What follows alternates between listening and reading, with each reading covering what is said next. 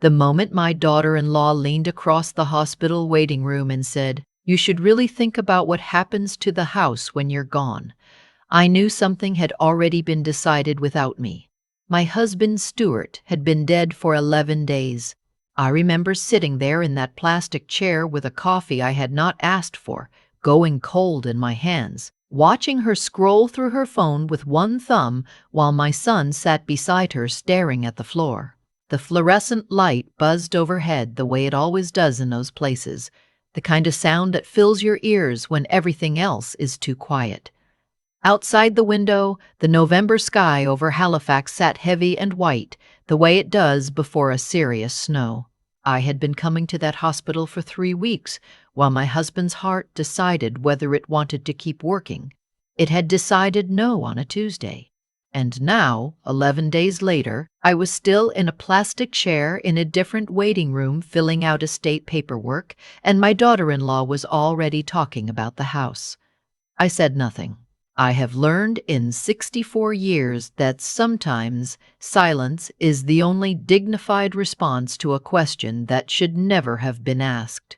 On the drive home, my son reached over and patted my hand once, the way you pat a child to stop them from crying in public. He said he was worried about me. He said a house that size was a lot for one person. He said the property taxes in the South End had gotten out of control and that I should not have to manage all of that alone. I said I had managed it for 31 years and I knew how to manage it. He said, yes, but things were different now. I looked out the passenger window at the familiar streets going by. The bare maples, the old storefronts I had watched change for 3 decades, and I thought, things are not different. I am not different. Your father is gone, and that is a grief I have not even begun to sit with. And you are talking to me about square footage. He dropped me off at the end of the front walk. The house was dark. I had not turned on a porch light because I had forgotten I would be coming home alone. I stood there for a moment on the front step with my key in my hand and let myself feel the weight of the quiet. Then I went inside and locked the door, which was something I had started doing without thinking about it over the past few weeks, the way you develop small habits when fear moves in alongside grief. I had been home for perhaps 20 minutes, still in my coat, when the call came. Not from my son. Not from anyone in the family, from a number I did not recognize, area code I did not place. I almost let it go to voicemail. I do not know why I answered. Maybe because the house was so quiet that any sound felt like a mercy.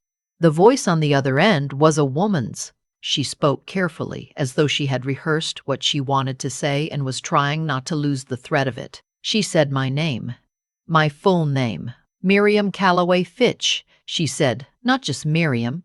That stopped me. She said she was sorry for my loss. She said she had read the obituary in the Chronicle Herald. She said she had been trying to decide whether to call for 2 weeks and that something had finally made her decide she had to. I asked who she was. She said her name was Sylvette Arsenault and that she had worked in the Estates and Trust Department at a law firm in Dartmouth for 19 years. She said she was not calling in any professional capacity. She said she was calling because she had met my husband. My throat closed. She said she needed to tell me something, but not over the phone. She said she could meet me wherever I was comfortable. She said she understood if I said no. She said she would understand completely. I should have said no. Any reasonable woman would have said no. I said, tomorrow morning. There is a bakery on Quinpool called the Tall Order. I will be there at 9. She said, I will find it. I did not sleep that night.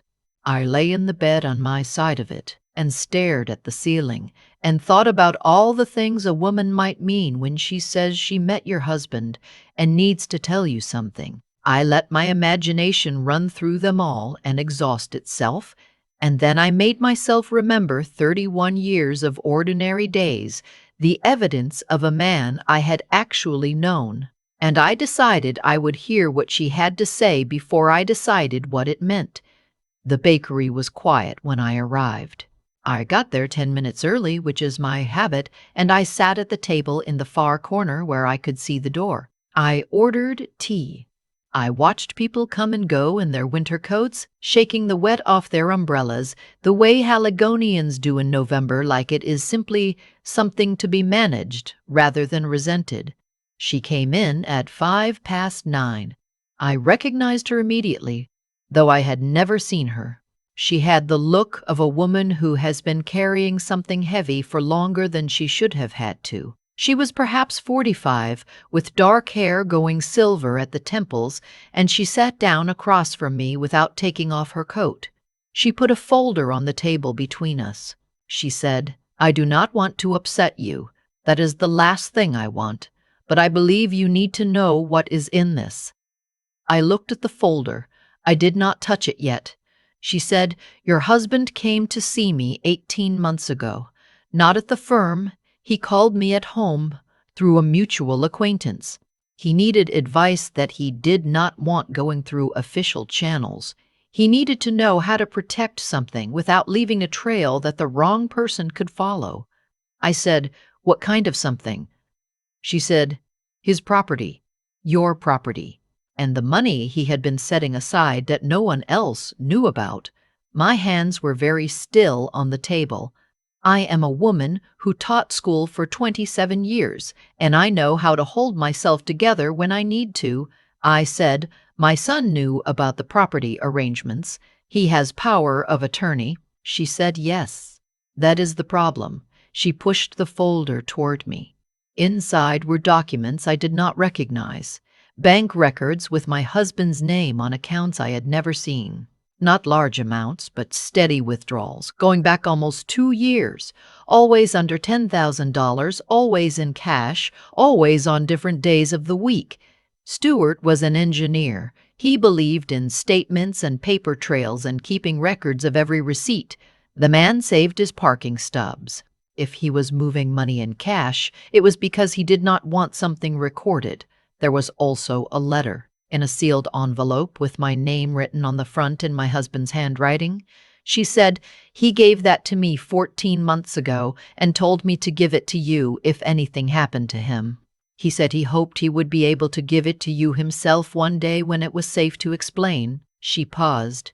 "He said if you were reading it without him being there, he was sorry and that you would know what to do." I held the envelope in both hands for a long time without opening it. Then I put it in my purse. I said, "I need some time." She said, "Of course." She wrote her personal number on a piece of paper and slid it across the table. She said to call her when I was ready, any time, day or night. I drove home in the rain. I parked in the driveway and sat in the car with the engine off and the letter in my hands, listening to the rain on the roof of the car, the way I used to listen to it when the children were young, and I would sit in the driveway after a long day before I went inside, because I needed one more minute of quiet. The house looked the same. It always looks the same from the outside. 31 years of same. I went inside and sat at the kitchen table and opened the letter. "My dearest Miriam, if you are reading this without me, then I am sorry. I should have told you sooner. I kept thinking I could fix it quietly the way I always tried to fix things, without worrying you, without involving you in something that felt dangerous and uncertain. I was wrong to do that. I know I was wrong. I read those sentences 3 times. Then I kept going." He wrote that he had discovered something 2 years ago when he was reviewing the property documents to update our wills. A discrepancy, he called it. A gap between what the house was legally worth and what certain parties seemed to believe it was worth, and why they might be motivated to see it change hands quickly and quietly. He had started asking questions. The questions led to more questions.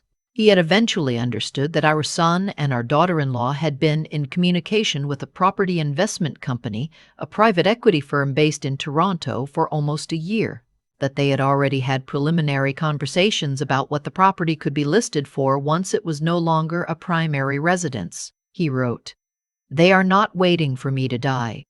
They are planning around it." He wrote that he had gone to see a solicitor to restructure the estate without triggering the power of attorney. He wrote that he had done it slowly and carefully because he did not want to confront our son directly until he understood the full shape of what was happening. He wrote, "I love him. He is still my son. But I will not let him take the life we built and sell it for a development deal before your body is even cold." The last line of the letter said, "There is a storage unit on Bayers Road, number 47. The key is in the blue ceramic pot on the back porch, the one with the broken handle that you keep meaning to throw away. Everything you need is inside." I sat at the kitchen table until the light changed outside. Then I got up and made myself dinner because I have always believed that grief does not have to mean forgetting to eat, and because I needed something ordinary to do with my hands while I thought. My son called at 7 that evening. He did not leave a message when I did not pick up. My daughter-in-law called at 7:30 and left a voicemail in that particular tone of hers, patient on the surface and impatient underneath, asking if I had given any more thought to what we had discussed and saying they would like to sit down with me and the estate lawyer together that week. At my convenience, of course. I deleted the voicemail. The next morning I went to the back porch and lifted the blue ceramic pot with the broken handle. The key was there, small and dull, attached to a rubber keychain shaped like a maple leaf.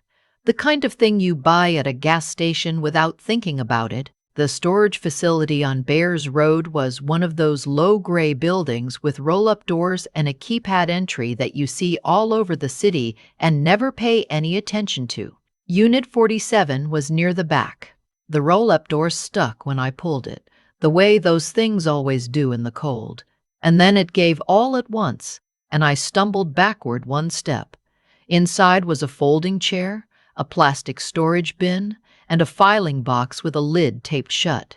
I sat down in the folding chair in my good winter coat and opened the filing box. My husband had always been thorough. 27 years watching him organize tax documents and contractor estimates and home inspection reports, I knew what thorough looked like. What was in that box was thorough in a way that stopped my breath. Printed emails between my son and a woman at a firm called Prospect Capital Partners, going back 22 months. The first few were exploratory, careful. By the 6th or 7th exchange, they were discussing commission structures and projected timelines. One email used the phrase independent living situation as a phrase that clearly meant me, that clearly meant the problem of me, that clearly meant the question of how to move me out of the equation with minimal friction. There were also printed bank records showing transfers I did not recognize between my son's account and a numbered company, small amounts at first, larger later. And at the bottom of the box, a USB drive in a plastic sandwich bag with a piece of tape on it that said, "Audio." I held it in my palm for a moment and then put everything back carefully and drove home. That afternoon, my son arrived unannounced. He had a key, which I had never thought to reclaim. He came in through the front door, calling my name in that easy way he had, like he was already at home, like home was already his. He sat down at the kitchen table and folded his hands and said that he had been talking to my daughter-in-law, and they were both very concerned about the state of the estate and about my ability to manage things on my own during what was obviously a very difficult time emotionally. He said the house required significant upkeep. He said the neighborhood was changing. He said that what Stewart would have wanted, surely, was for me to be somewhere smaller and more manageable, somewhere I would not have to worry. I said, "And what would happen to this house?" He said they had been in touch with some people, just exploratory conversations, nothing formal, who believed the property could be quite valuable given current market conditions. I said, "What people?" He hesitated one beat too long. I said, "Prospect Capital Partners." The color changed in his face. I kept my voice completely level. I said I was tired and asked him to come back another time. He tried twice more to redirect the conversation, the way he has done since he was 12 years old, and I said his name once and looked at him, and he stood up and left. I locked the door. That night, sitting at the kitchen table with a cup of tea, my phone rang again from Sylvette's number. She said, "I am sorry to call late. I want to make sure you are all right." I said I was all right. She said, "I need to tell you something else." something I did not want to tell you at the bakery because I was not certain and I wanted to be certain before I said it out loud. I waited. She said, "Your husband did not die of natural causes." The room became very still. She said, "I know how that sounds. I need you to hear me out." She said Stewart had told her the last time they spoke, 3 weeks before he went into hospital, that he had confronted your son, not with the documents, just with the fact that he knew. That he had told your son he was restructuring the estate and that whatever arrangements had been made with outside parties were going to be unwound. She said, "He told me your son did not take it well." She said, "He went into hospital 4 days later with what presented as a cardiac event." I am not saying I know what happened. I am saying I think you should know the sequence. I sat there for a very long time after the call ended. Stewart had a heart condition. He had had it for years. It was managed, monitored, unremarkable. The doctors had said nothing unusual about the presentation. There was no reason, on its surface, to think anything other than what we had all been told. But my husband had known enough to leave me a letter. He had known enough to move money quietly and secure documents and leave me a key in a broken pot on the back porch. He had known something might happen. And whatever was on that USB drive, he had wanted me to have it. The knock on the door came 2 nights later, just past 10. My son's voice. Then my daughter-in-law's. Then, and this is the part that made my chest close, a third voice. Professional, measured, saying they had received a report that I might be in distress, that a welfare check had been requested, that they just needed to make sure I was all right. I stood at the bottom of the staircase and did not move. My daughter-in-law's voice came through the door in that patient, disappointed register she uses when she wants to sound reasonable. She said I had not been answering calls. She said my son was worried. She said that at my age, alone, in a house this size, it was not appropriate to simply go silent and shut people out. At my age, alone, in a house this size, I went to the kitchen and picked up my phone and called Sylvette. I said 3 words, "They are here." She said, "Do not open the door.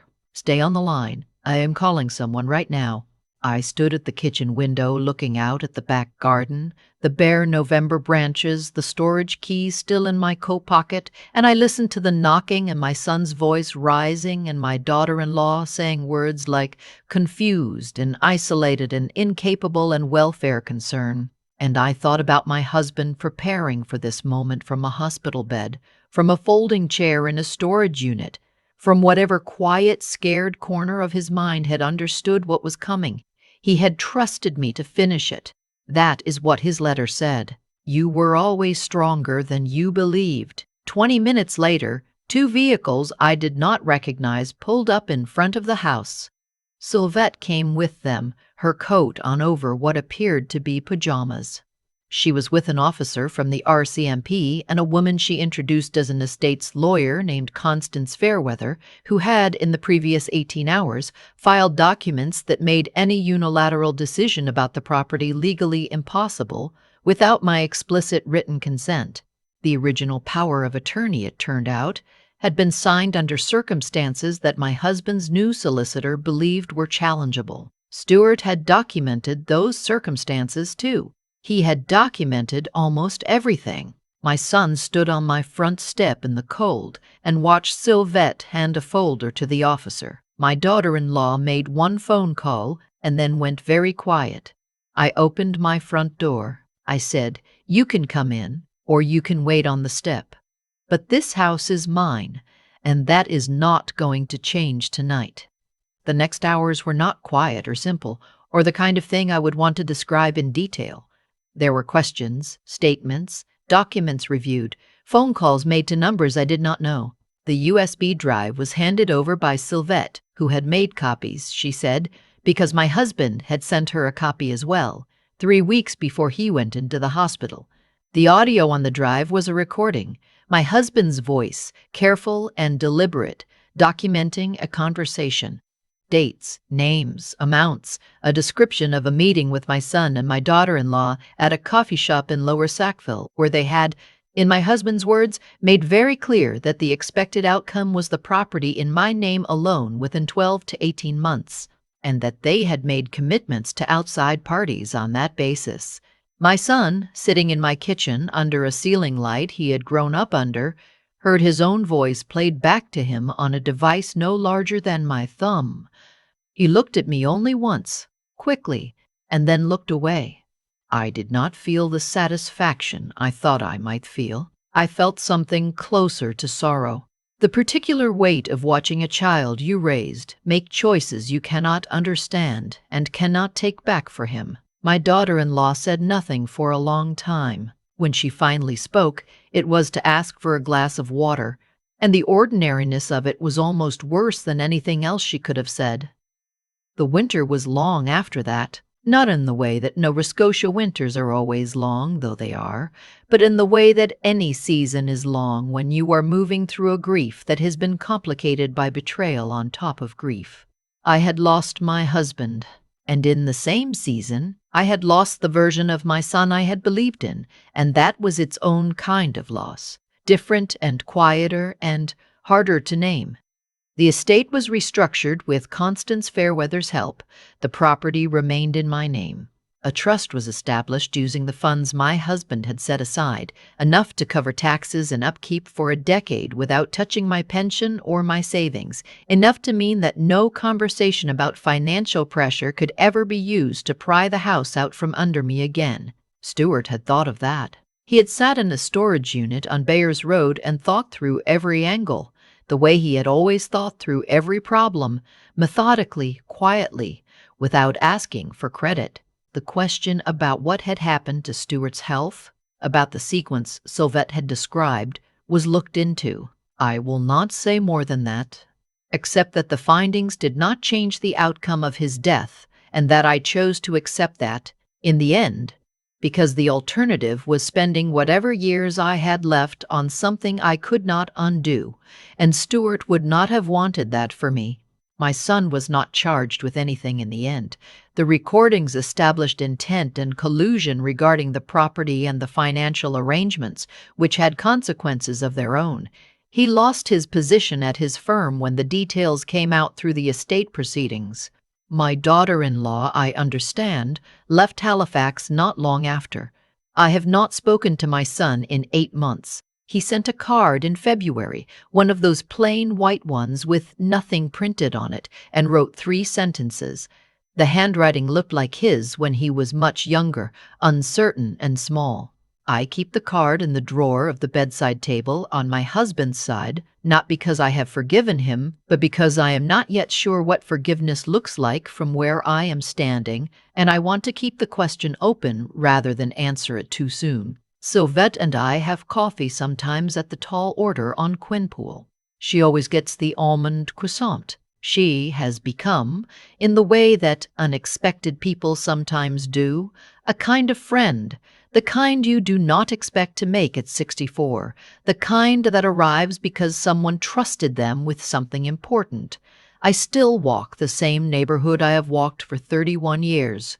The South End in February is gray and cold and beautiful in the way that things are beautiful when they do not try to be. The house at the end of the walk is still white, still needs painting on the east side, still has the pot with the broken handle on the back porch. I keep the pot. I told myself I kept it because it was useful, but I think I keep it because my husband's hand touched it, and because it reminds me that the most important things are sometimes hidden in the most ordinary places, and you only find them when you know where to look. He knew me well enough to trust that I would look. At 64, I have learned that strength does not always feel like strength when you are inside it. It feels like getting up in the morning and making tea and answering the phone and reading what someone left behind for you and doing what needs to be done. It feels like sitting in a storage unit in your good winter coat and reading every page. It feels like opening your front door and saying, "This is mine. The house is still here. I am still here." And the truth that was almost buried under grief and pressure and very careful planning is now simply the story of how I kept what was mine and how a man who loved me made sure I could.